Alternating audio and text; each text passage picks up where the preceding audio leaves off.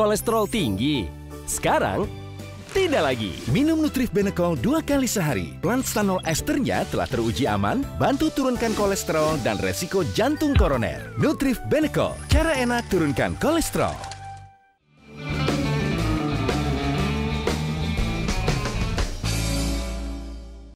Dipersembahkan oleh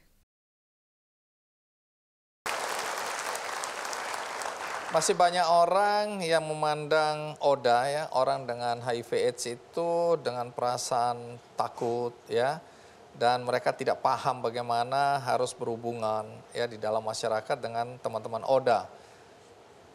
Kalau menurut Anda sendiri, apakah ada perlakuan yang diskriminatif terhadap Oda di Indonesia? Kalau yang saya lihat sekarang kalau dari masyarakat umum sih sudah mulai berkurang, tapi justru banyaknya dari layanan kesehatan. Contohnya? Contohnya misalnya kalau misalnya pasien yang positif, kadang-kadang itu mereka tidak langsung ditangani atau ada yang ditolak juga oleh rumah sakit tertentu dengan berbagai macam alasan. Kalau misalnya ada beberapa perusahaan saya tahu yang menolak menerima, jadi mereka sudah rekrutmen, sudah diterima, tapi ketika cek kesehatan ada tes HIV, kemudian teman saya ini dicek HIV-nya positif dan kemudian tidak jadi diterima, padahal dia sangat qualified untuk posisi tersebut. Yang hal-hal seperti itu masih banyak. Nah, bisa jelaskan kepada kami semua yang di studio maupun yang di rumah, sebenarnya bagaimana sih harus berinteraksi dengan teman-teman Oda ini, karena ada ketakutan semacam itu. Jadi jelaskan risiko-risiko atau bahkan mungkin kesalahpahaman selama ini. Sebenarnya kalau interaksi biasa aja, Bang. Yang harus dipahami oleh kita semua adalah bahwa virus ini tidak menularnya tidak semudah itu. Sekarang saya banyak baca broadcast yang hoax ya, yang bilangnya oh ada bekas tusuk giginya orang yang positif ditaruh di tempat tusuk gigi lagi, nanti kalau dipakai jadinya menulari, atau ada yang pisau, ada yang macam-macam lah, ada yang jarum suntik, katanya hati-hati, ada yang nusuk kamu gitu supaya menular gitu ya. Iya, prinsip penularan HIV itu tidak semudah yang dipikirkan orang-orang. Virusnya itu tidak bisa bertahan lama di luar tubuh, dia tuh harus ada di dalam suhu badan. Jadi begitu dia keluar dari tubuh, dia tuh punya waktu sangat sebentar untuk bisa bertahan hidup.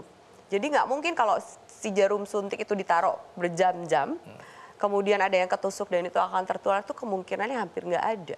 Saya kan punya PAUD di sebuah kampung, ya, PAUD untuk membantu masyarakat di sana.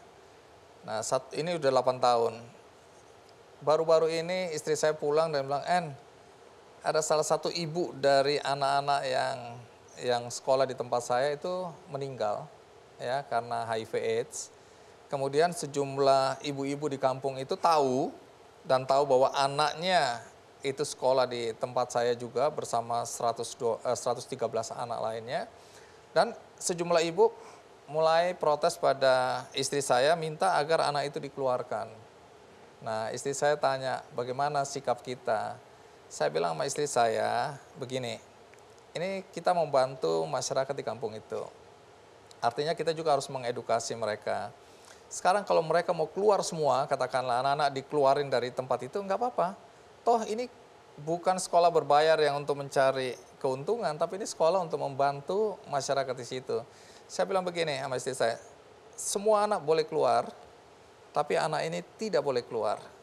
Kita akan buka sekolah ini sampai anak ini tamat, dan kalau memang nggak ada murid lagi, kita tutup sekolah kita. Tapi sebelum itu, panggil dokter, kita jelaskan kepada ibu-ibu. Jadi istri saya yang panggil dokter, ibu-ibu dikumpulin, terus dokter itu menceritakan tentang HIV dan AIDS ini. Setelah itu, akhirnya ibu-ibu bilang, oh begitu, kami tahunya pokoknya jangankan itu, sekian meter aja langsung nular. Gitu kan, jadi takut semua. Tapi sesudah itu, akhirnya ibu-ibu mengerti dan sampai sekarang anak itu masih sekolah di tempat saya. Ya, tadi Anda cerita bahwa suami Anda yang pertama adalah yang menularkan ya virus HIV dan kemudian dia meninggal karena AIDS. Dan sekarang Anda menjalin cinta kemudian menikah dengan Chris Pierman tadi.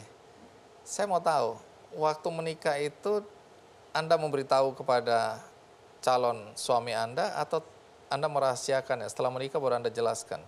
Dari pertama dia menunjukkan ketertarikannya kepada saya sudah langsung bilang. Cara ngomongnya gimana ya?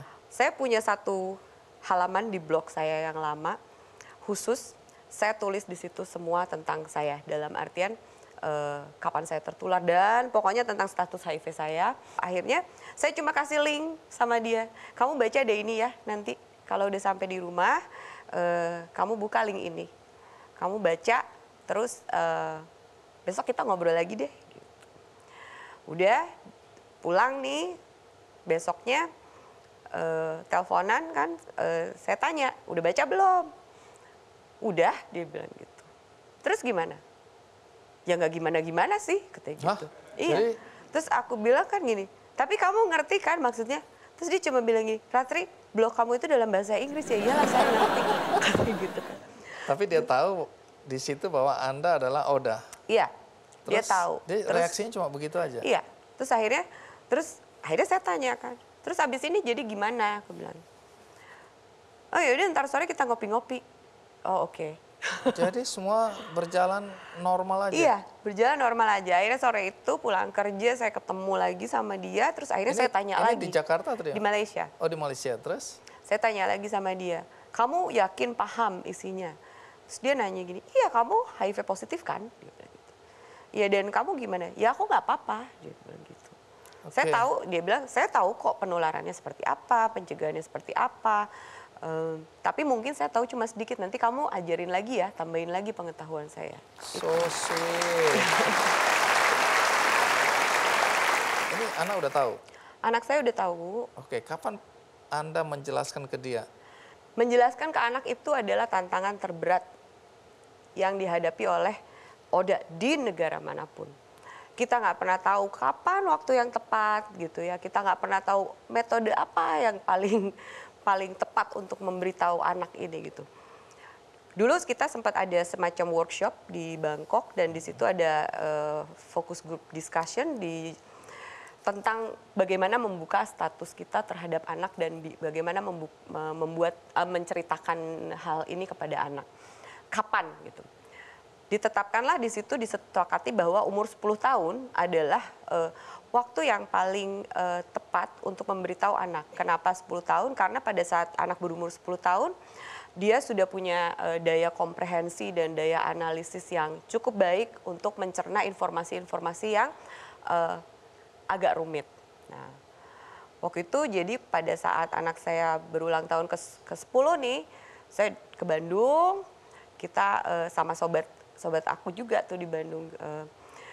Bertiga nih kita buka kamar ceritanya, buka kamar hotel gitu.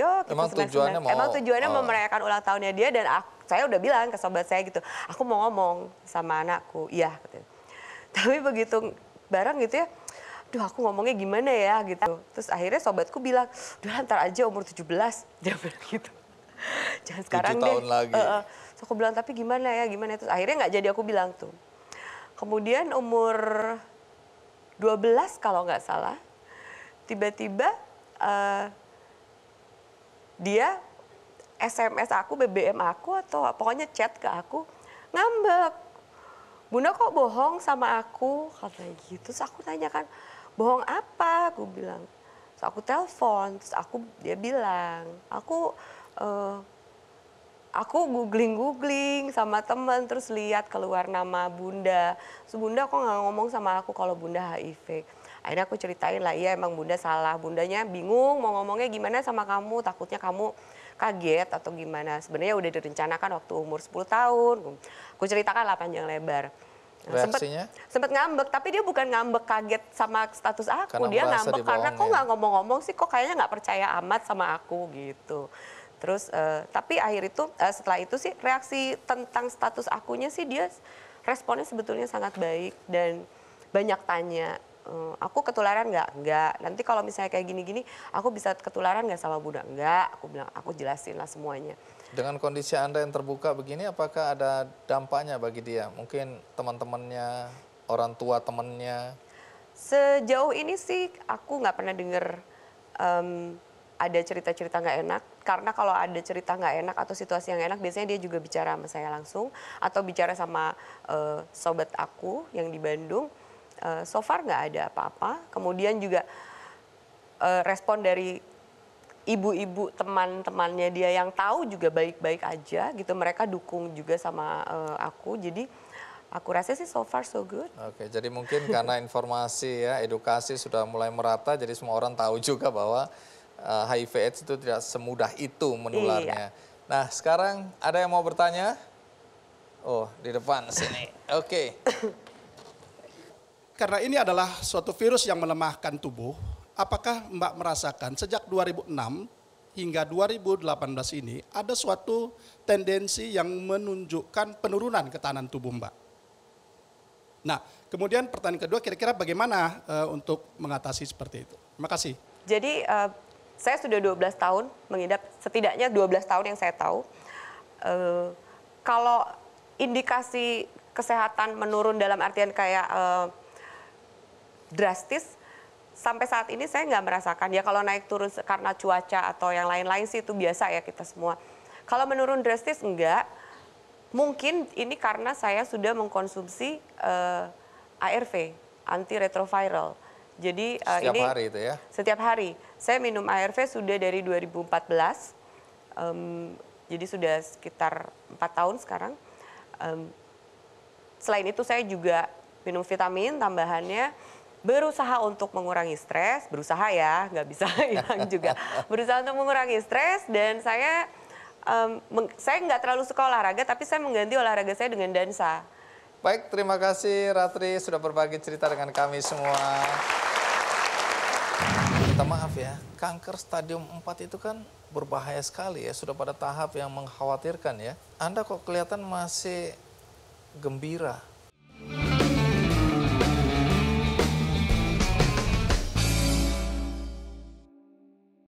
Dipersembahkan oleh